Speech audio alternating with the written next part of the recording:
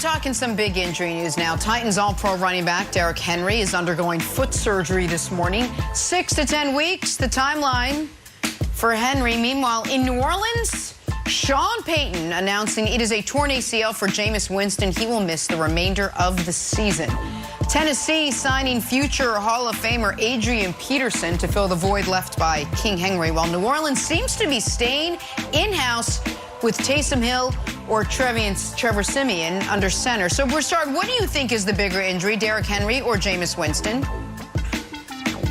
Well, Jenna, for me personally, I'm most devastated by Jameis going down. Look, on this show, it's been downright cruel. You guys have ribbed me, dogged me, mocked me day in, day out about my dark horse Jameis Winston MVP pick. Yeah, Jameis was about to make a run. Jameis was about to make a run. Look, he was 14 touchdowns, 3 picks. I mean, that was impressive. They were 4-2. He was about to make a run. You'll just have to trust me. We won't see it. You'll just have to trust me. But overall, the most significant injury is clearly Derrick Henry. I still think New Orleans can make the playoffs. This is a team clearly that's won based on their defense, based on their run game.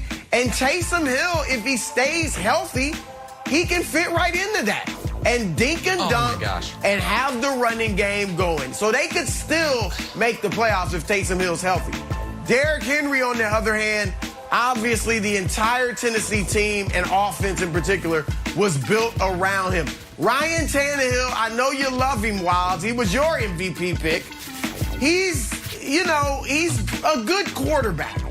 But until he linked up with Derrick Henry, he was viewed as a disappointment, and some might say a bust, but I'll just go disappointment. So I don't think he can carry this team on his arm without Derrick Henry. Now, they can still, Nick, you pointed out, they still can make the playoffs, but they had a chance to get to the Super Bowl, in my view. No longer have a chance at all. They are a playoff team at best.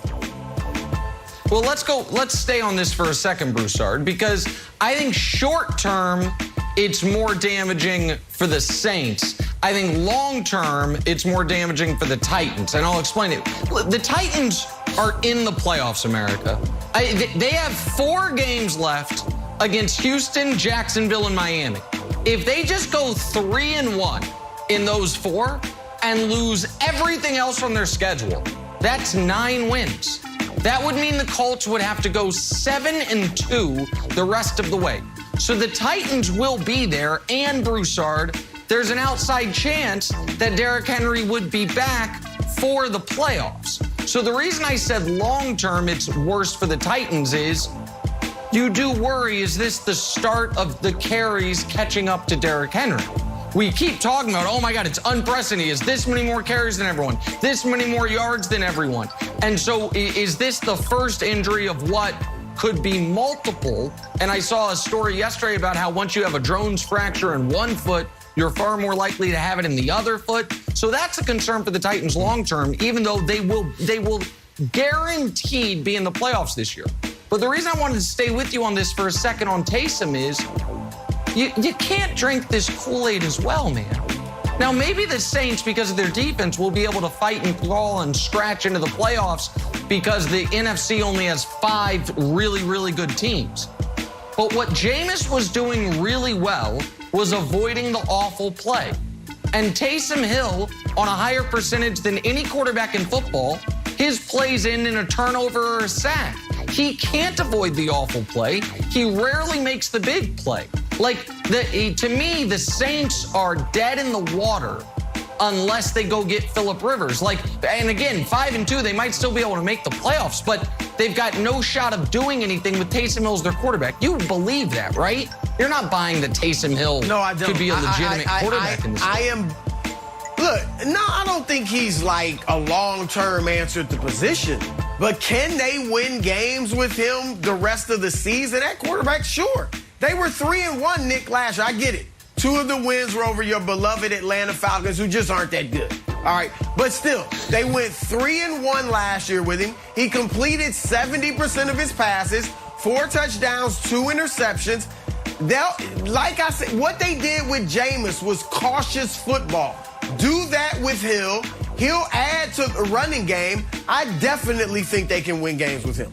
No question about it. It's execution. I mean, I know it's I say it all the time, but we have guys open, and if we're on the same page, and me and the receivers with the routes, and then I throw it and hit the right spot, we can move the ball on pretty much any coverage. We have answers for versus everything, but that we've had, you've seen in every game pretty much that there's been times where we kind of stall out and we don't execute, or I throw the ball and I don't hit the right spot, or the receiver doesn't see it the same way that I do, or penalties or turnovers. So I mean, I know in this league it's kind of showing that it's kind of happened week after week these last few weeks, but I think we're going to snap out of it, and we'll find a way to start executing, and then when we do, we'll be a tough offense to stop.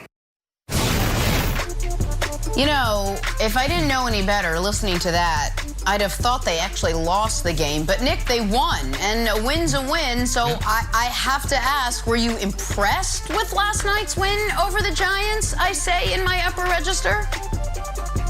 Well, that's so funny you say that, Jenna, because the way you felt listening to Mahomes is the way I felt, and America felt, I'm sure, listening to your introduction. All these terrible things the Chiefs did, all the terrible play, the terrible numbers, yet you wake up this morning after a late Monday Night Football game, and you're like, oh, they won. So it's a little maybe misleading for folks that are just waking up to us. But yes, the Chiefs did win a professional football game. And listen, the other guys get paid too, America. And that New York Giants team's a little better than the record suggests. I've said this all along. Joe Judge, it's a tough coach, got going in the right direction. And I'm just telling you, it's a good defense. It's a good defense. Oh, I don't know. Look at the Giants. All they did is beat Broussard's beloved New Orleans Saints. So was I impressed with the Chiefs yesterday? No, I was not impressed. Was that game closer than it should have been? Of course, it was closer than it should have been because the Chiefs are far better than they've shown over these first 2 months. But now we are at a very nice point in the season where we no longer have an exact midway point because of the 17 games, but 8 games still feels like it. So there's a team in the NFL, and I'll tell you, the team's the Chiefs. They, through the first half of the year, for part of it, had a historically bad defense.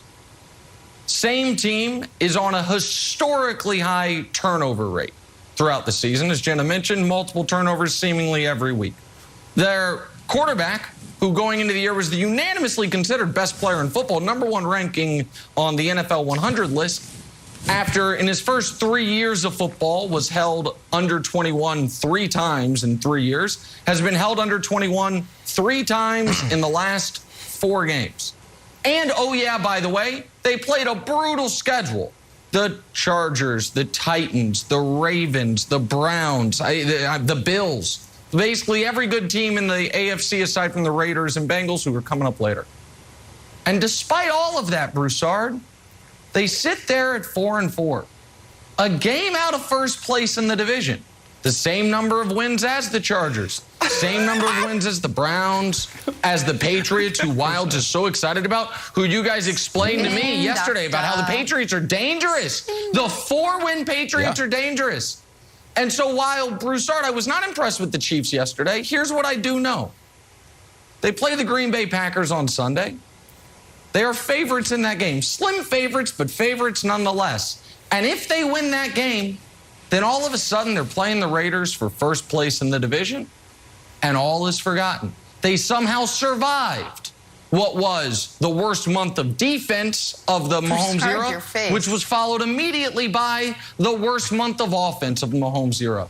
Despite all of that, they're 4-4. Fresh start, game out of first place. So no, I wasn't